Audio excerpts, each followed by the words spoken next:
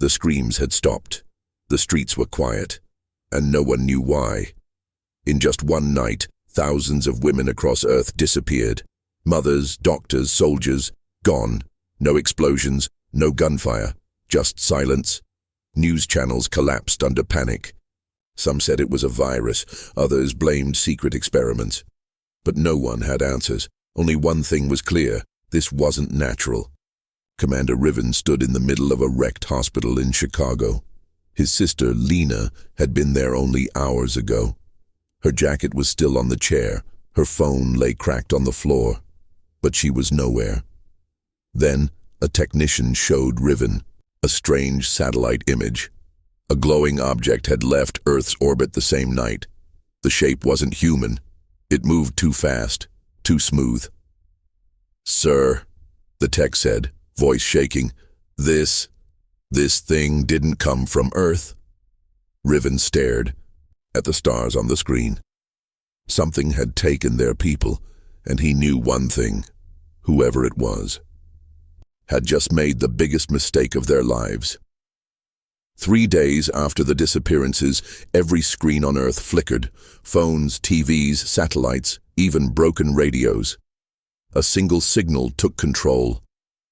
A blue-skinned alien with golden eyes appeared. Tall, armored, and speaking with calm cruelty. "I am Regent Thale of the Galactic Empire. Do not be alarmed. Your females have been collected for preservation. Your species is fragile. Your chaos is dangerous." The message was clear. They didn't come to negotiate. They came to take. Across Earth, rage spread like wildfire. Protests turned into riots. Soldiers demanded retaliation, but the governments were too broken, too slow. That's when the Underground Council acted. Ex-generals, rogue scientists, exiled leaders. They activated the last global defense protocol, Project Retaliate. Commander Riven, now operating from a hidden Arctic base, saw the alien's smug face repeat on loop. He clenched his fists and whispered, "Preservation? You think we're weak?" He turned to his team. "Then let's show them what a primitive species can do." Earth didn't send a reply. Earth sent a war. Earth was broken, but not defeated. After the Galactic Empire's broadcast, most nations surrendered to fear. Cities fell quiet, satellites went offline. But in the shadows, a new kind of army was forming. They called themselves the Phoenix Fleet, built from rusted warships, stolen tech, and human rage. It wasn't an army of trained soldiers. It was an army of survivors, outcasts, and those with nothing left to lose. At the center stood Commander Riven, haunted by the image of his sister Lena, locked somewhere in the Empire's grip. Beside him was General May, one of the few women left untouched. Brilliant, ruthless, and determined to bring every stolen life home. The fleet was held together by ancient AIs and raw determination. Old nuclear engines groaned to life. Orbital launch pads hidden under ice reactivated. Earth's last engineers patched together weapons from 100 dead wars. On the screen before them, a single phrase blinked in red. "Trajectory locked. Empire border, unauthorized entry imminent." Riven gave the order. "Launch all ships. We're not rescuing anymore, we're invading." And across the cold stars, humanity rose. The Galactic Empire controlled hundreds of star systems, but it had one weakness: greed. A rogue pilot named Cross, exiled from Earth years ago, contacted the Phoenix Fleet with a dangerous offer. He knew a secret path into Empire territory, a collapsed wormhole corridor used by smugglers, pirates, and slavers. It was unstable, uncharted, and deadly, but it would bypass every Empire defense grid. Commander Riven didn't hesitate. "If it gets us inside, we take it." Cross led them through the swirling maelstrom of collapsing stars and gravity tears. One wrong move would crush a ship like paper, but they made it through. On the other side they saw it, Empire space, beautiful, massive, and horrifying. Giant capital ships floated like gods, each carrying enough firepower to erase a planet. Entire moons had been converted into pleasure prisons and work colonies. Races from across the galaxy were enslaved, some begging, some broken, some still resisting.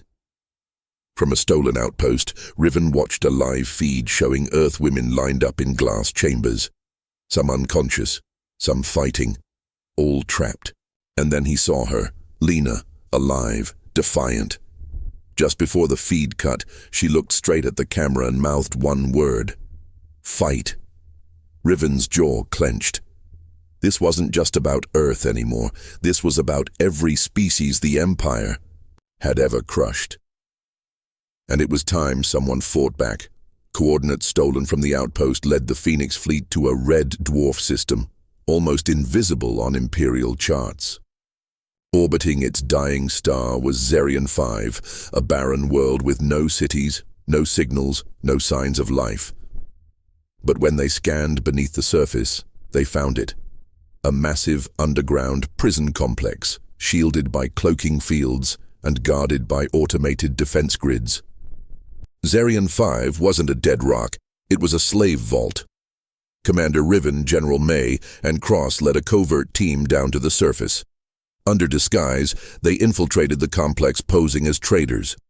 What they found inside shattered them. Thousands of alien women, Zarvian, Phylox, Valtari, and humans locked in energy cells, injected with obedience chemicals, marked with glowing tags.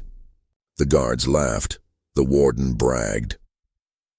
Riven moved through the rows of prisoners until he reached cell 27B.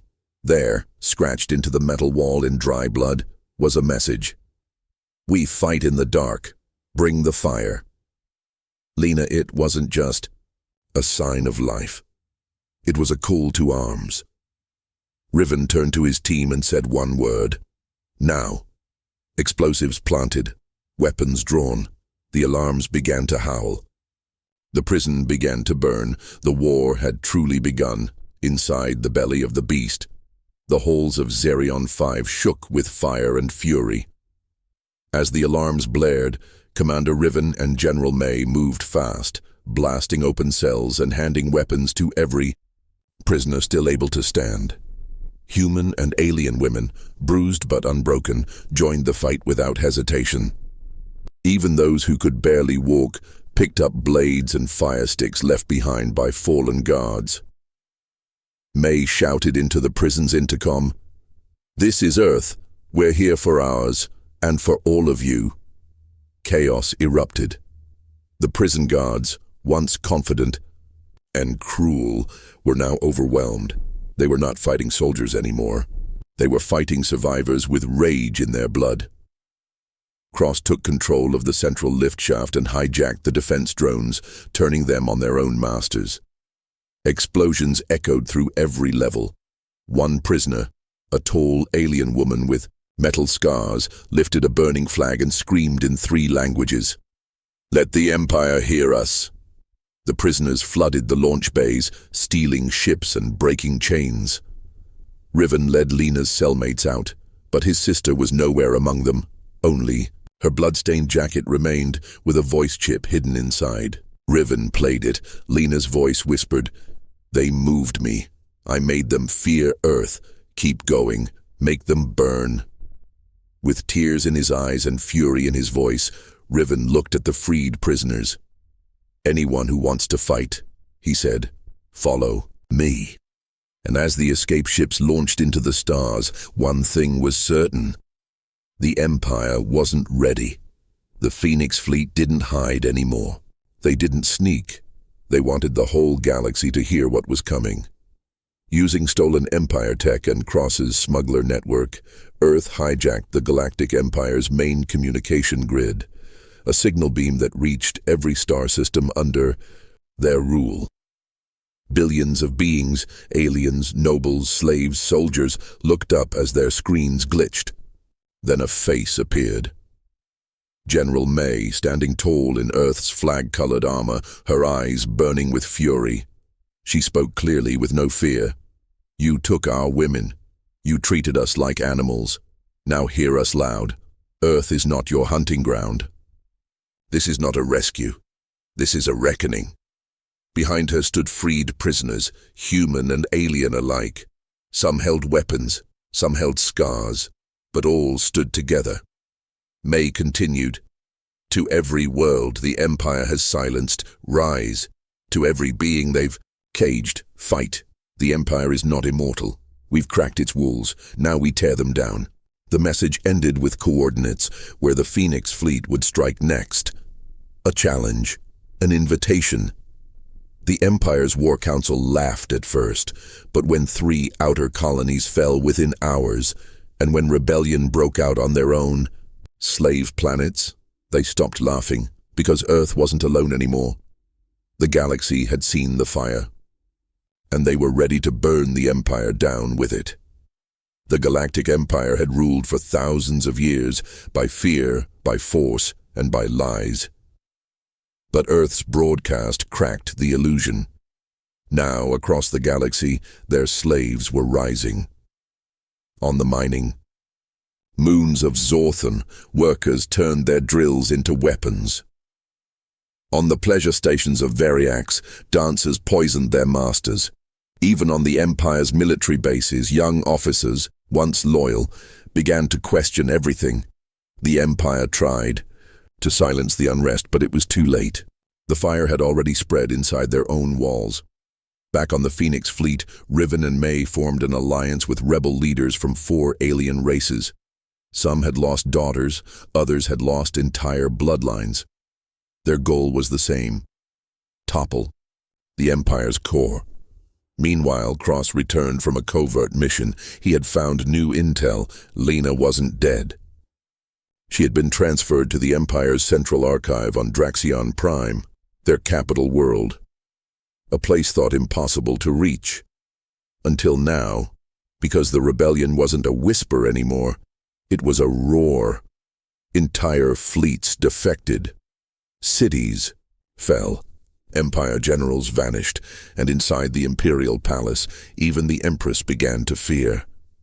What if Earth wins? The answer was coming, fast and with fury.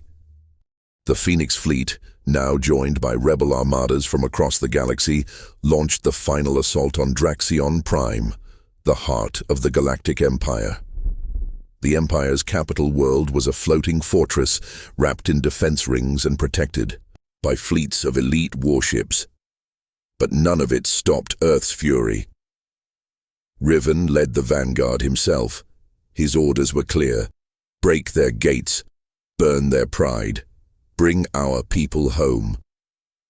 General May commanded the outer assault, disabling planetary shields and cutting off escape routes. Cross, flying a stolen Imperial interceptor, dove straight into the core defense grid, taking out their power hubs with surgical strikes.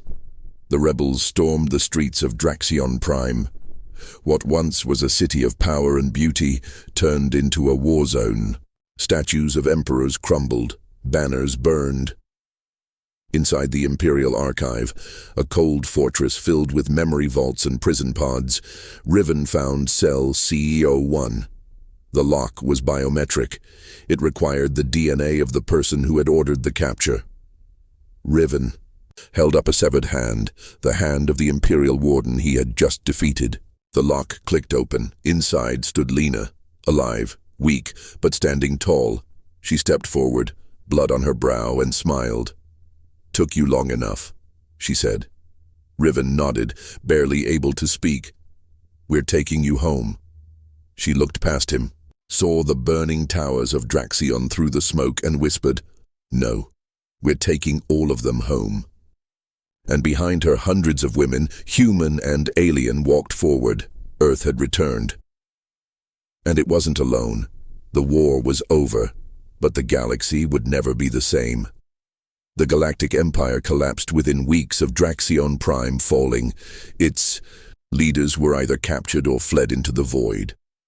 Slave planets declared independence, old enemies became new allies, and Earth, once called primitive, was now feared, respected, and remembered.